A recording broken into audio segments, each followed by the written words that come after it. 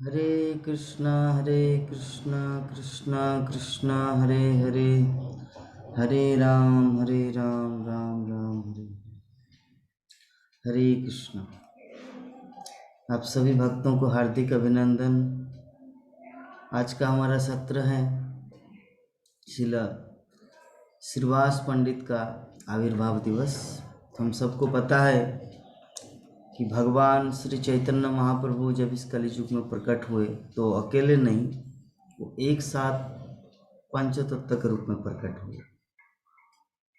तो हम लोग उसका प्रणाम मंत्र जानते कि पंचतत्वात्मकम कृष्णम भक्त रूप स्वरूपकम भक्तखम भक्त स्वरूपम भक्तावतारम भक्तखम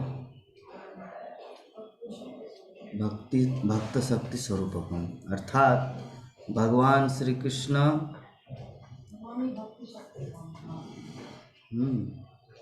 पंचतत्व के रूप में, अर्थात महाप्रभु है साक्षात कृष्ण, नित्यानंद प्रभु है बलराम, अद्वैताचार्य है आपका महाविष्णु, गदाधर पंडित है श्रीमती राधा रानी, और श्रीवास पंडित है नारद मुनि।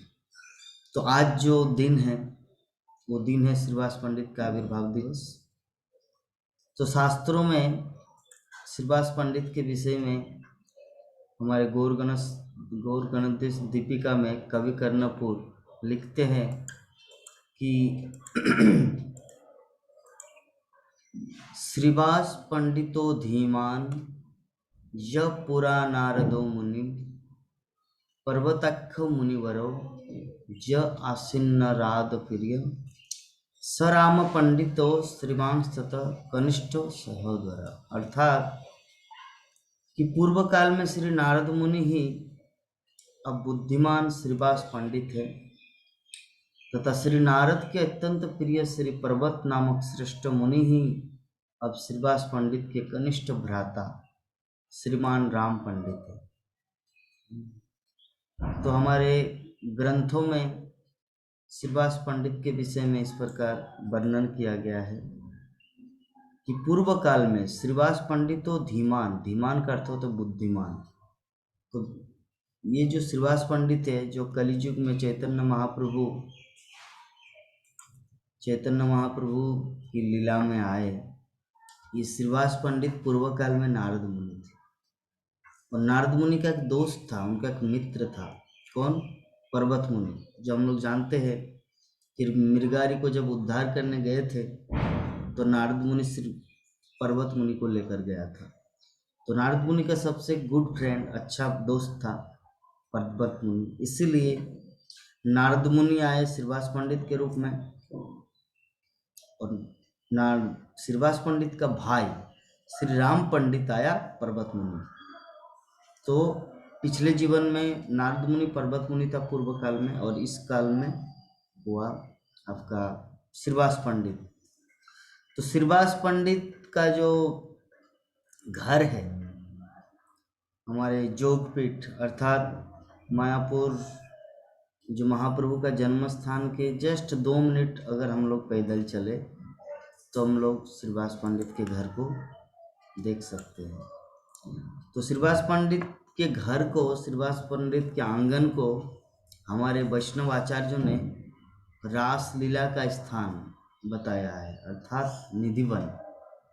निधिवन में जैसे भगवान श्री कृष्ण प्रत्येक क्षण अपने सहस्र अनंत लाखों करोड़ों गोपियों के साथ जो रासलीलाएं करते हैं, वही रासलीला का प्रतिस्वरूप संकीर्तन महाप्रभु नित्यानंद प्रभु अपने पार्षदों सहित श्रीवास आंगन में वो रासलीला का आयोजन करते हैं। तो ही श्रीवास पंडित जो कलियुग में आए हैं, और हम लोग जानते हैं कि श्रीवास पंडित के घर में एक बार की ऐसी घटना हुआ था कि महाप्रभु जब संकीर्तन करते थे तो संकीर्तन करते करते उससे पहले ही उनका लड़का मर गया। तो उनका लड़का जब मर गया तो अभी सभी तो रोने लगा, घर की स्त्रियां। तो श्रीवास पंडित बोले उन सबको, देखो कि महाप्रभु का समय हो गया है अभी कीर्तन करने के आने का, संकीर्तन करने का। तो अभी कोई भी कुछ भी वर्ड, थोड़ा भी करंदन इस घर में नहीं होना चाहिए, क्योंकि मैं नहीं चाहता कि मेरे महाप्रभु के कीर्तन में बाधाएं हों। हमारा पुत्र मरा मरा, हम उसके लिए चिंतित नहीं है, हम तो चिंतित इस बात को लेकर है कि महाप्रभु के कीर्तन में किसी भी तरह का कुछ बाधाएं ना हो। तो इस प्रकार श्रीवास पंडित ने सबको, अपने परिवार के जो सदस्य है सबको चेतावनी दे दी है। तो भगवान श्री गौर सुंदर अपने नित्यानंद प्रभु, अद्वैताचार्य सबको लेकर श्रीवास पंडित के आंगन में आए। वहाँ पर आने के बाद उन्होंने नृत्य चालू किया, संकीर्तन।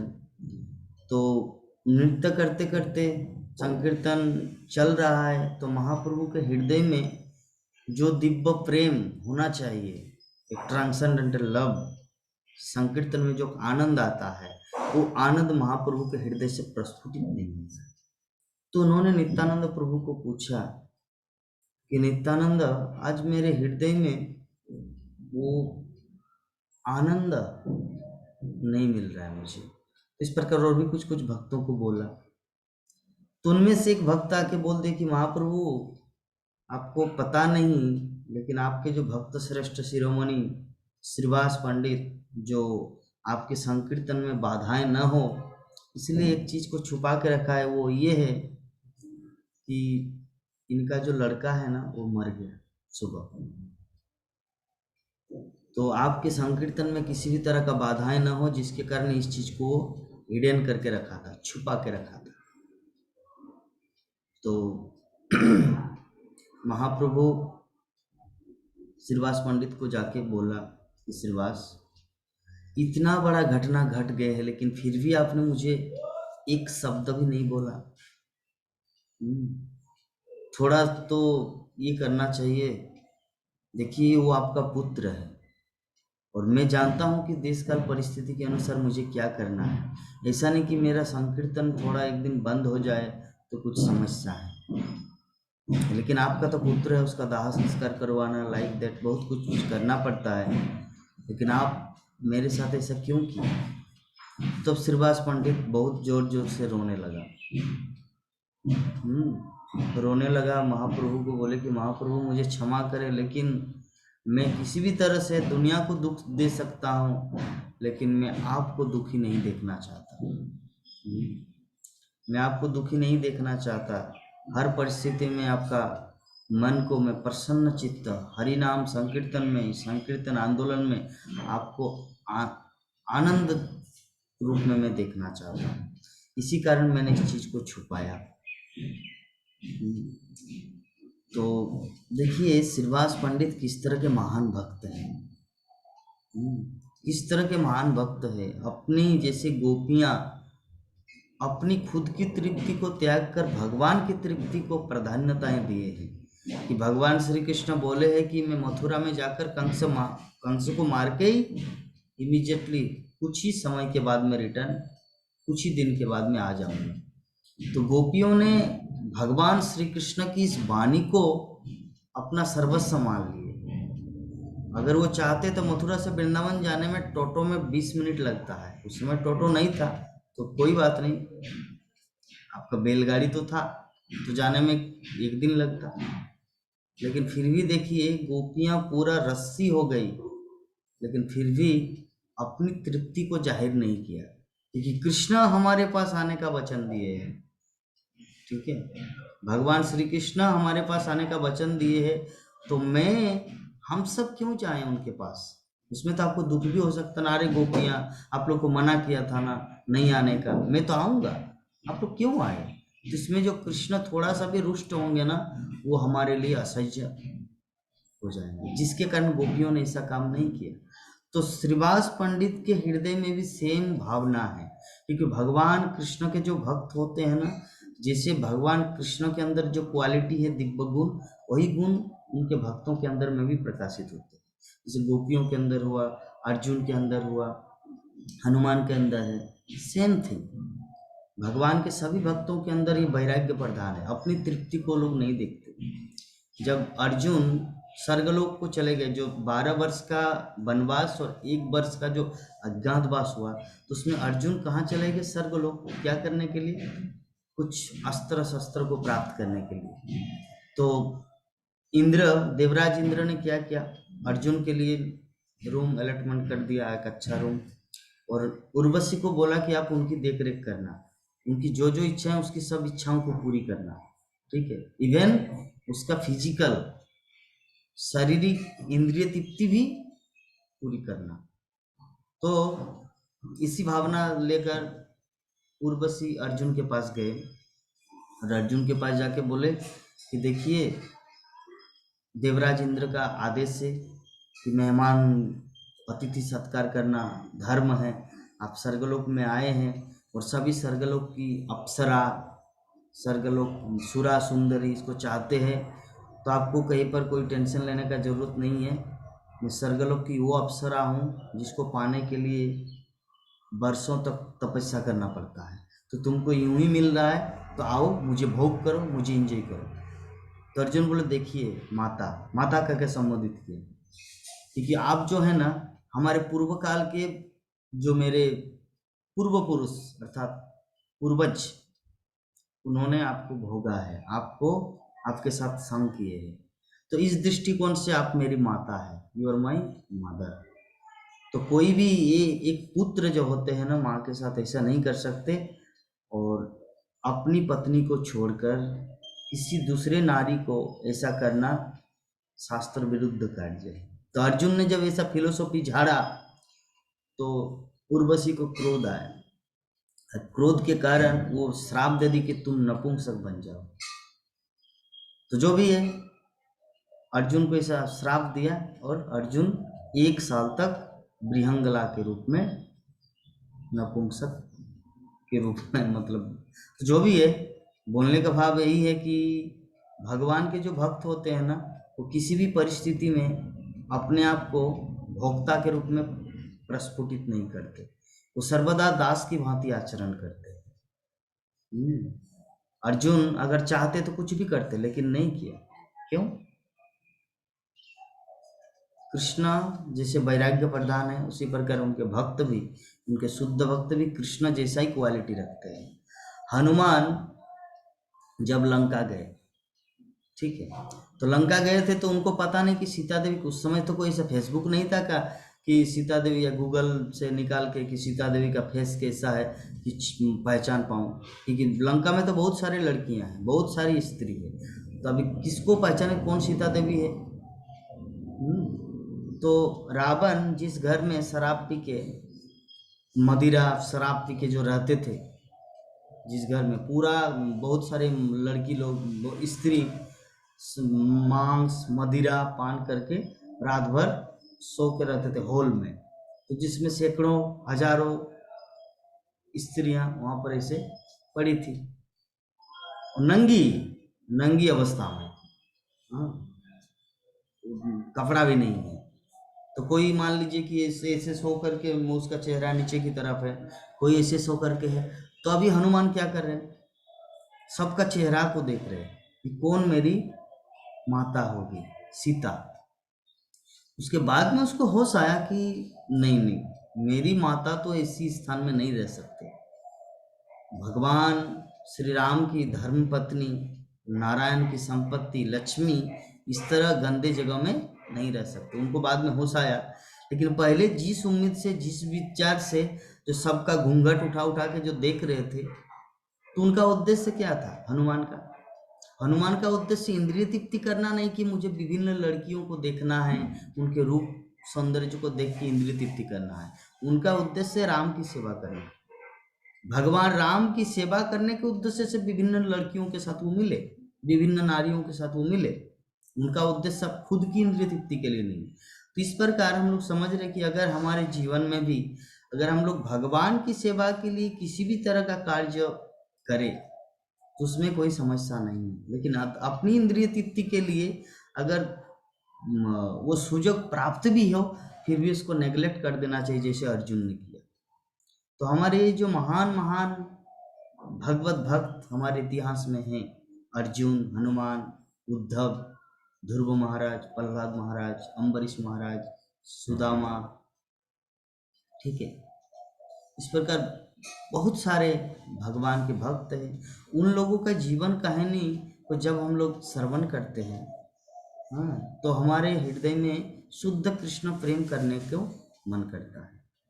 क्योंकि जब तक हम लोग भगवान के भक्तों के विषय में श्रवण नहीं करेंगे ना, तब तक हम लोग अपने आप को समझेंगे कि मैं सबसे अच्छा भक्त हूँ, और मैं सबसे अच्छा भक्त हूँ, इसीलिए मुझे दूसरा कुछ करने का जरूरत नहीं है। लेकिन जब हम लोग भगवान के भक्तों की लीला कथा को श्रवण करते हैं, तो क्या होता है कि वाह, कितना डिफिकल्ट, ऐसे प्रॉब्लमेटिक अवस्था में भी उन्होंने कैसे कृष्ण को प्राप्त किया, तो मुझे भी वो करना है, ये प्रेरणा मिलता है।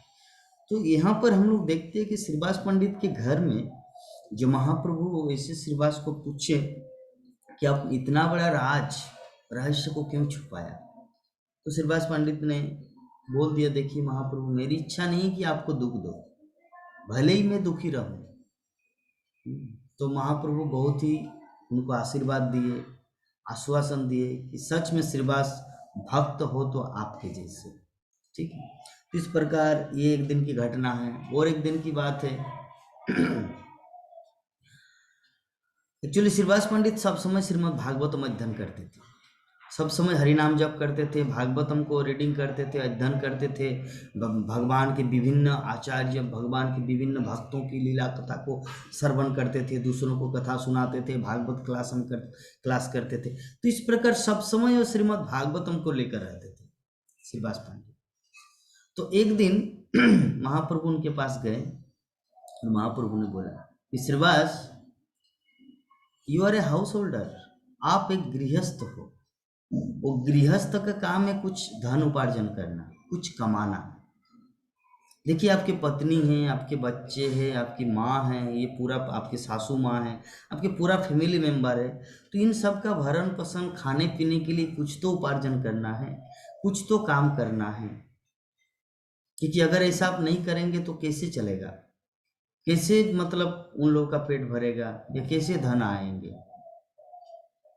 तो श्रीवास पंडित बोले, देखिए प्रभु, मुझे संसार में कोई भी जितने सारे कार्य है ना, वो सब मुझे लगता है कि मैं समय का अपव्यय कर रहा हूँ।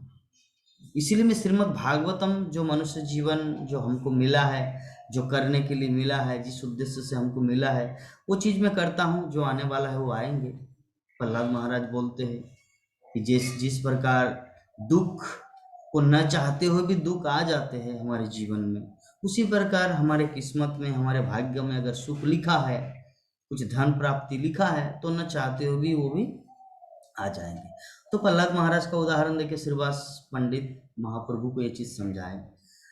तो महाप्रभु और आगे कुछ बोले कि देखिए श्रीवास, अगर मान लीजिए जिस विश्वास के साथ आप ऐसा कर रहे हो, अगर ये न हुआ, तो अगर धन ना आए, कुछ खाद्य, चावल दाल सब्जी, ये सब कुछ ना आए, तो आप क्या करेंगे। तो श्रीवास पंडित बोले कि देखिए महाप्रभु, पहले दिन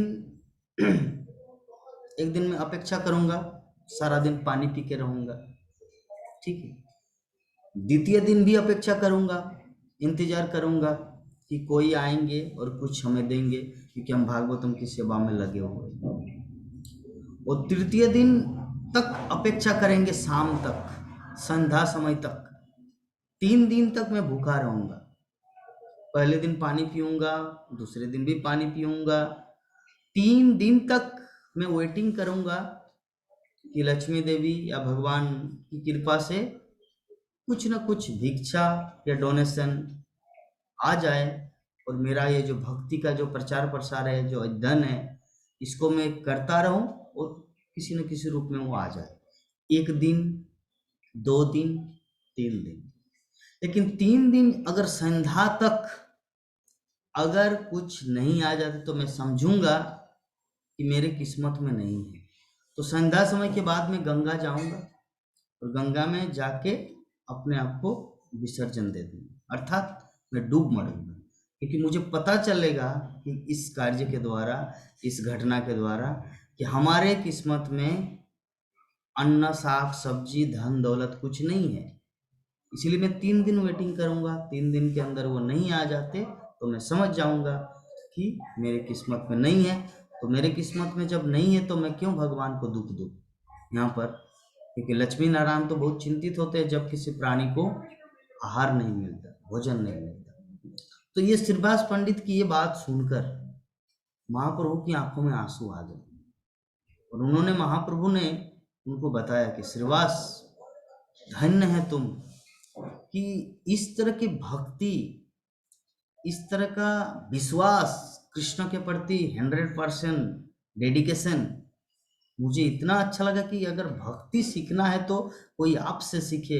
और मैं आपके इस कार्य के द्वारा बहुत ही प्रसन्न हूँ और मैं आज ऐलान करता हूँ, मैं आज यहाँ पर एक प्रतिज्ञा करता हूँ कि लक्ष्मी देवी साक्षात वैकुंठपति लक्ष्मी सहस्र शत संभ्रम से विमानम, जो एक लक्ष्मी के कारण पूरा ब्रह्मांड में धन धान्य से भर जाता है, वही लक्ष्मी वैकुंठ की अगर मुख्य लक्ष्मी, अगर कभी ऐसा दिन आए कि टोकरी लेकर भीख मांगना पड़े लेकिन फिर भी आपके घर में कभी धन धान्य या मतलब शस्य दाना किसी भी तरह का अभाव नहीं होगा, ये मैं आपको वचन देता हूँ।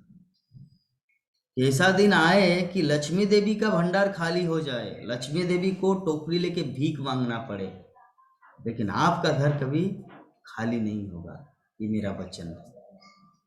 तो ये जो महान भक्त होते हैं ना, भगवान के भक्त के पास इतना दिव्य गुणावली होता है कि भगवान भी उस पे आकर्षित होता है।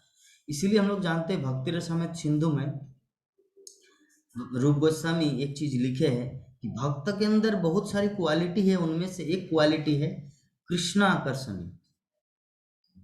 भक्त के अंदर जो 26 गुण है और उससे भी ज्यादा भी गुण है, तो उनमें से एक गुण है कृष्ण आकर्षणी, अर्थात कि भक्ति करने से, शुद्ध भक्ति जाजन करने से भक्त के अंदर एक क्वालिटी आ जाता है, गुण आ जाता है, वो गुण है कृष्णाकर्षणी, अर्थात इवन कृष्ण को भी अट्रैक्ट कर देता है, कृष्ण के हृदय को भी खींच देता है। यद्यपि कृष्ण सर्वगुण संपन्न है, एवरीथिंग इज देयर, सब कुछ उनके पास है, लेकिन भक्त के पास कुछ इस तरह का दिव्य गुणावली आ जाता है भक्ति के प्रभाव से कि कृष्ण को भी आकर्षित कर देते हैं, वो है कृष्ण आकर्षण। इसीलिए तो भगवान बोलते हैं ना, भक्त मोर माता पिता भक्त मोर बंधु, ये सब कुछ मेरा भक्त है, मेरा कोई नहीं है, मैं किसी को प्रेम नहीं करता हूँ, मेरे भक्त को प्रेम करता हूँ। इसीलिए मैं भक्त को ही अपना माता बनाता हूँ, जसोदा माँ, भक्त को ही मैं अपने पिता बनाता हूँ, नंद महाराज, जगन्नाथ मिश्र, दशरथ महाराज, कौशल्या माता। तो इस प्रकार जो भक्त होते हैं ना, भगवान उनको बहुत प्रेम करते हैं। तो इसीलिए हमारे आचार्यों का कहना है, हमारे गुरुदेव श्रील प्रभुपाद, सबके लेक्चर में सबका कथन यही है कि व्यक्ति को भगवान कृष्ण का भक्त बनना है, क्योंकि अगर कृष्ण का भक्त बन जाता है तो उनका जीवन सफल हो जाता है। तो श्रीवास पंडित के अंदर हम लोग सुदामा के जीवन में भी देखे हैं कि सुदामा देखिए द्वारका चले गए, सब कुछ किए, वहां पे जाके उनको खिला भी दिए, खुद ही चाल लेके जो गए थे। और जब रास्ते में रिटर्न आ रहे थे तो सुदामा ने सोचा, हाय रे, मैं किस तरह का व्यक्ति हूँ जो मैं भगवान श्री कृष्ण के पास गया था लेकिन फिर भी मैं मुंह से बोल नहीं पाया कि कृष्ण हमारी परिस्थिति अभी बहुत ही जटिल है, हम लोग 6 दिन से कुछ खा नहीं पाए, तो कृपा करके आप थोड़ा सा अगर कुछ प्रबंध करें भोजन का। हाँ, तो सुदामा ने ये बात भी नहीं बोले। हाँ, तो भगवान उनकी मनोभाव, उनकी मनोदशा को पूर्णतया समझ गए और समझने के बाद भगवान ने उनकी इच्छा को पूरी की। तो शुद्ध भक्त जो होते हैं ना, वो कभी भी ऐसा कुछ कार्य नहीं करते जो भगवान को दुख पहुंचे, भगवान को कष्ट हो, पहले खुद ट्राई करते हैं। इसीलिए श्रील प्रभुपाद बोलते हैं कि भगवान को देखने का प्रयास मत करो, कुछ ऐसा करो कि भगवान तुम्हें देखे। एक्चुअली श्रील भक्ति सिद्धांत सरस्वती ठाकुर श्रील प्रभुपाद को ये वाला बात बोले थे।